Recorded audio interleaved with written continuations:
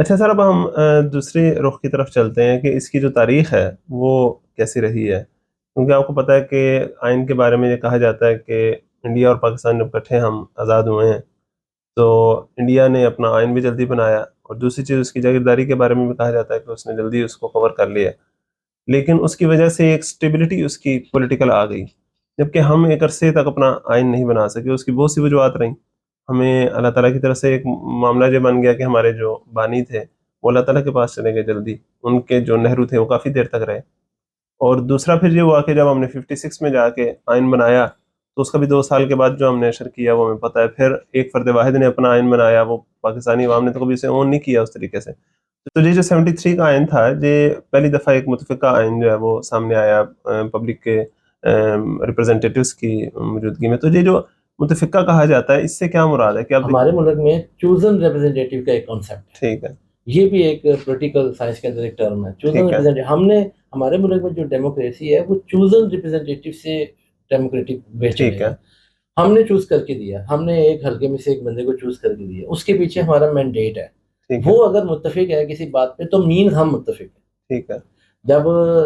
یہ کانسٹیٹیوشن بنانے والی اسمبلی تھی، دستور اسمبلی تھی، دستور صاحب، وہاں پر جنہوں نے وہاں پر اس کو ایگری کیا کہ یہ ٹھیک ہے، متفق ہوئے، تو مینس کہ ہم متفق ہوئے۔ ٹھیک ہے، اب ہم میں وہ لوگ بھی ہیں جو ووٹ ڈالتے ہیں، جیسے آپ نے کوشچن کیا ووٹ ڈالتے ہیں نہیں ڈالتے ہیں، ڈالنا چاہیے ووٹ، لیکن وہ ووٹ ڈالیں گے تو سمجھیں گے نا مینڈیٹ دے رہے ہیں ہم۔ ٹھیک ہے، تو اس نے اگر تو اس کو اگر براڈر ٹرم میں دیکھا جائے تو سب کا متفق ہے، پورے پاکستان کا متفق تھا، ٹھیک ہے۔ کیونکہ ان کے سب کے جو چوزن ریپرزینٹیو تھے یہ اس سر وقت دیکھیں نا، جو تھے بہت انہوں سی نے۔ ایسی جماعتیں ہوتی ہیں جن کی اسمبلی میں نمائندگی اتنی زیادہ نہیں ہوتی، پبلک میں ان کی ہوتی ہے۔ میں صرف غیر سیاسی لوگوں کی بات نہیں کر رہا، سیاسی لوگوں میں بھی۔ اب آپ دیکھیں نا، ہمارا حلقہ ہے فرض کریں، اس میں کئی کینڈیڈیٹس ہیں، اس میں جو سیکنڈ کینڈیڈیٹ ہے، اب اس نے ووٹ چند بھی کم لیے ہیں اگر، تو وہ اسمبلی میں تو نہیں جا سکا۔ اب وہ جس پارٹی سے متعلق ہے، فرض کریں کوئی پارٹی بی ہے، اس پارٹی کی اللہ تعالیٰ کی طرف سے قسمت ہی فرض کریں ایسی ہے کہ وہ مختلف جگہوں پر اس کے کینڈیڈیٹس جو ہیں وہ سیکنڈ نمبر پر آ کر فرض کریں رہ گئے ہیں، اور بہت سے ایسی پارٹیز جو پورے ملک میں نہیں ہیں، کسی خاص خطے میں ان کی چند نمائندگی ہے، اور وہ اپنی 2-3 نمائندے اندر لے جاتے ہیں، تو ان کی نمائندگی تو آ گئی، اس بڑی پارٹی کی تو رہ گئی۔ تو اس کو پھر کیسے ٹیکل کیا گیا؟ اچھا، اور اس میں یہ تھا کہ جو اس وقت سینیریو تھا، جتنی جو پارٹیز تھیں جو پارلیمان میں تھیں وہ بھی، اور جو نہیں تھیں، جتنے بھی اسٹیک ہولڈر تھے، سب ٹھیک کو ہے، اکٹھا کیا گیا، اور سب کو ایک جو ہے نا وہ ان سے ڈسکس کر کے تو یہ آئین جو ہے نا، اس لیے اس کو متفقہ کہہ رہے ہیں کہ سب جو ہے نا ان کی رائے لی گئی، اور پھر ان سے جو ہے نا اس ایسے میں جس طرح دیکھیں نا، بھٹو ویریفائی صاحب کیا جو گیا۔ ہیں ان کے بہت سی چیزوں سے اختلاف ہو سکتا ہے، لیکن یہ ماشاءاللہ اللہ تعالیٰ نے ان کے ہاتھوں ایک ایسا اہم کام کروایا کہ جس کی اسلامی اہمیت جو ہے وہ اس کی، یعنی کہ مذہبی اہمیت کے ساتھ ساتھ قومی اہمیت بھی اس کی بڑی زیادہ ہے، اور قومی ایشوز بھی تو اصل میں اسلام کے ایشوز ہوتے ہیں نا، وہ اسلام سے باہر تو نہیں ہوتے، لیکن ان کے جو ہمارے قومی زندگی میں انہوں نے ایک بڑا اہم جو ہے وہ ایک سٹیپ ہمیں سر کروایا ایک لحاظ سے۔ اور ان کی میں تقریر پچھلے دنوں سن رہا تھا، تو وہ یہ بتا رہے تھے کہ جس طرح بھی آپ کہہ رہے تھے نا کہ وہ پارٹیز جو پارلیمان میں موجود نہیں بھی ہیں ان کو بھی آن بورڈ لیا گیا، اور تمام سٹیک ہولڈرز جو ہیں، تمام مکاتب فکر، تمام مسالک، تمام نیشنلٹیز کے جو لوگ ہیں، اور ان سب کو ہم نے آن بورڈ لیا، اور اس میں جب بنانے کے بعد انہوں نے تھوڑی دیر کے لیے اسے اوپن بھی چھوڑا کہ اگر آپ کا اس پر کوئی اعتراض ہے، کوئی ایشو ہے، تو آپ لے کر آئیں تاکہ ہم اس کو دوبارہ سے ریفرنش کریں۔ تو یعنی کہ پوری طریقے سے انہوں نے اس کو متفق علیہ کرنے کے بعد سب کی موجودگی میں اس کو انہوں نے وہ کیا، اتنی بڑی اس کو اونرشپ دی ہے۔ اچھا، خاص طور پہ سر دیکھیں، جو مفتی صاحب آپ تھوڑا سا اس پر روشنی ڈالیے گا کہ عام طور پر یہ سمجھا جاتا ہے کہ سیاسی لوگ یا مقتدر طبقات جب کوئی کام کر رہے ہوتے ہیں، یا قومی سطح پر جب کوئی کام ہو رہا ہوتا ہے، تو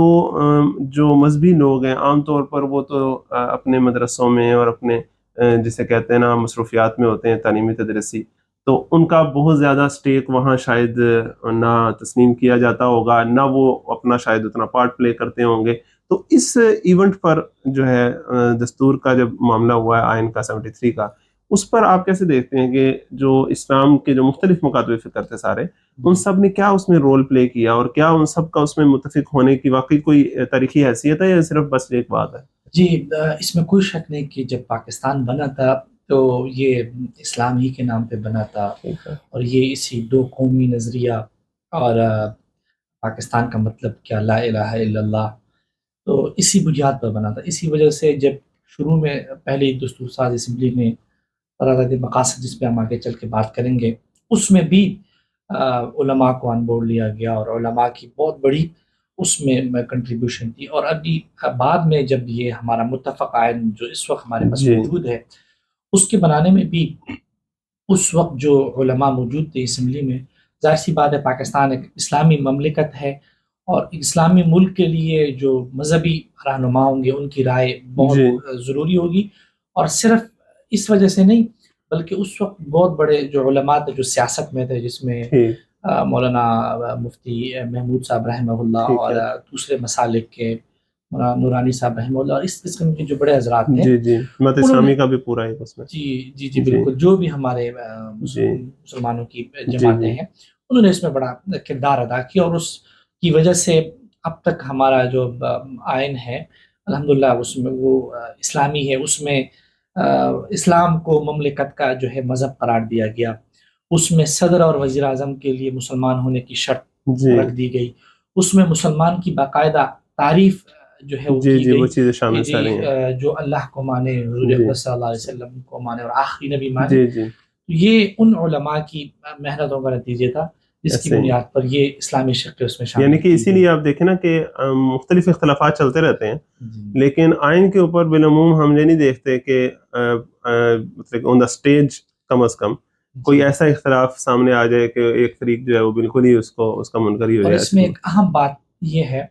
کہ کسی ایک فرقے کی رائے کو بھی مد نظر نہیں رکھا گیا کہ جی ہم کسی فرقہ کو فالو کریں گے، بلکہ انہوں نے قرآن و سنت کا لفظ استعمال کیا جس کے اوپر تمام مسلمان جی متفق ہے، جی جو بھی فرقے متفق ہے. جی تو اس اعتبار سے یہ مذہبی لوگوں کے لیے بھی ایک قابل قبول تھا. اور یہ اس اعتبار سے آپ نے پہلے متفقہ کی بات کی، جی علماء کی ان کاوشوں کی وجہ سے یہ ایک متفقہ یعنی کہ قرار دیا گیا. یعنی کہ اس کی ایک تاریخی اہمیت، اس کی ایک قومی اہمیت، اور جس طرح آپ نے بتایا کہ اسلامک پوائنٹ آف ویو سے بھی اس کی ایک مذہبی اہمیت. مذہبی اہمیت بھی بن جاتی ہے ایک اعتبار جی سے، کیونکہ سب لوگ متفق ہو کر ایک قول و قرار کے نتیجے میں ایک عہد کر رہے ہیں. پوری ریاست اپنے شہریوں سے، شہری اپنے ریاست سے، ریاست اپنے مختلف ادارے آپس میں ایک دوسرے کی جو باؤنڈریز ہیں اس کے بارے میں ایک دوسرے سے چیز قول و قرار کر رہی ہیں، طے کر جی رہی ہیں، جی عہد کر رہی ہیں. تو عہد کی پابندی جو ہے وہ تو ہمیں اندازہ ہے. اور جی جب اللہ تعالیٰ کے نام پر عہد لیا جائے تو وہ تو پھر عہد اللہ قرار دیا جاتا ہے، اور اس کو توڑنے کا جو نتیجہ ہوتا ہے اور اس کو پس پش ڈالنے کا جو نتیجہ ہوتا ہے وہ تو قرآن مجید میں آپ شروع کریں تو سورۃ بقرہ کے ہی جی شروع میں جہاں سے باتیں شروع ہوتی ہیں تو وہ معاملات آتے ہیں. بے شک. تو اللہ تعالیٰ ہمیں اس کو سمجھنے کی توفیق عطا فرمائے.